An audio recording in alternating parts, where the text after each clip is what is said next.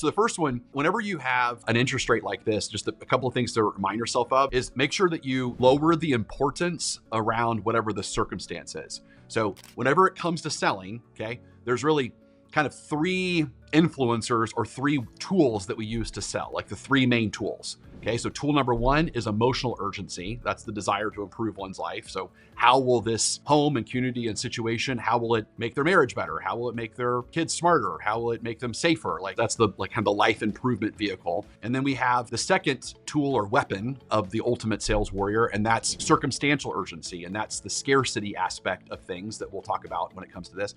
And then the third is the rational decision, the rational reasons why a person needs to buy. And so whenever you're creating a selling message or you're creating a sales process, I want you to like hold yourself accountable going forward and ask yourself, hey, did I sell this person emotionally? And if so, how did I do that? Did I sell this person rationally? And if so, how did I do that? Like, what was my logical, rational argument to sell this person? Like, why is this a rational, logical, good decision to buy this home and community and so forth from us today? And then last is, what's the circumstantial urgency that I'm using in order to get them to buy now versus wait?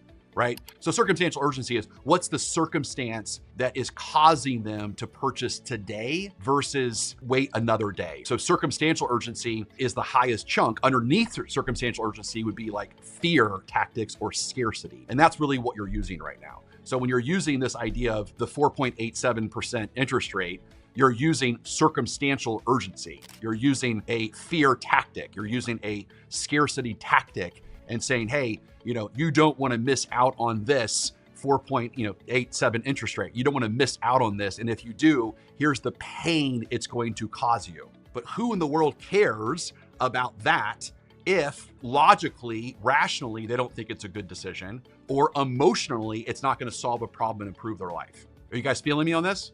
Okay.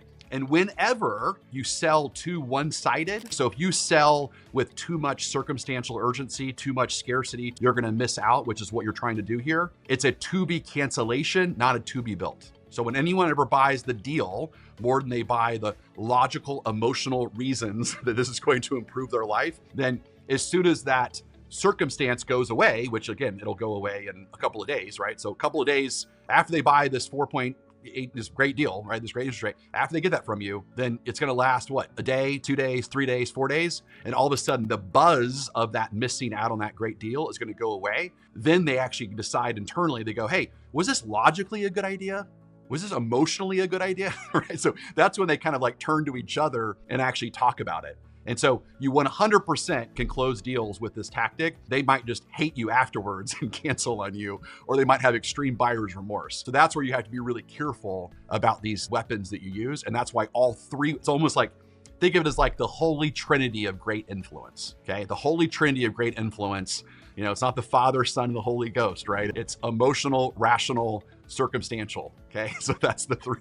This is like, so every deal you sell, you say, hey, have I attached, the holy trinity of great deals? And if you did, then you got a great deal. This thing's not going anywhere. That they're gonna be happy. They're gonna give you great reviews.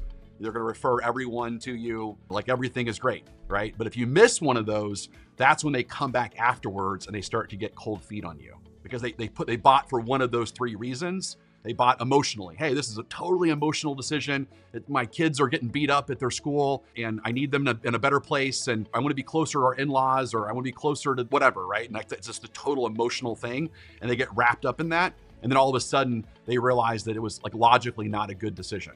Or circumstantially, they could have waited, like they kind of jumped the gun too soon and it no real incentive about doing it sooner than later. And so they start to get cold feet.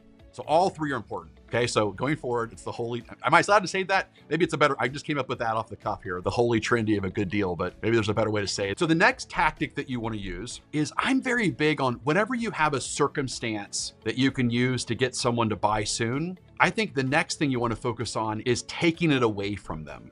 So what does that mean? Here's the customer, I wanted to let you know about this, but I'm gonna be real clear. I won't let you buy a Monte Vista home if you're buying for this reason. And so I know that it's been a while since we last talked.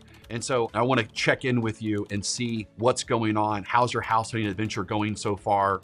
I know before you were looking for a home that had this spaces. I know the problem you were trying to solve is blank. And so I'm curious, have you solved that problem yet? Is that still what you're looking for to improve your life? Have things changed? Has your life changed? Situation changed? Circumstances changes? Because if it has, I want to know that. And then of course I can talk to you about a different home that would work for you. So talk to me about what's going on. So you see what I'm doing here? It's like, I'm also making it where I'm not going to be the other 90% general population salespeople that just has some sort of great deal. And I'm going to call everyone and say, I don't value at all myself and my professionalism. And I definitely don't value you. What I only value is this kind of get rich quick circumstantial tactic that we're going to use in order to convince you to buy something. And it's really manipulation, not even persuasion. So like if you're using a fear of missing out technique and it's not grounded on, will this really solve your problems and improve your life? And logically and rationally, does it make sense for you to buy this right now? And the only thing that I'm using is this scare tactic, that is 100% manipulation.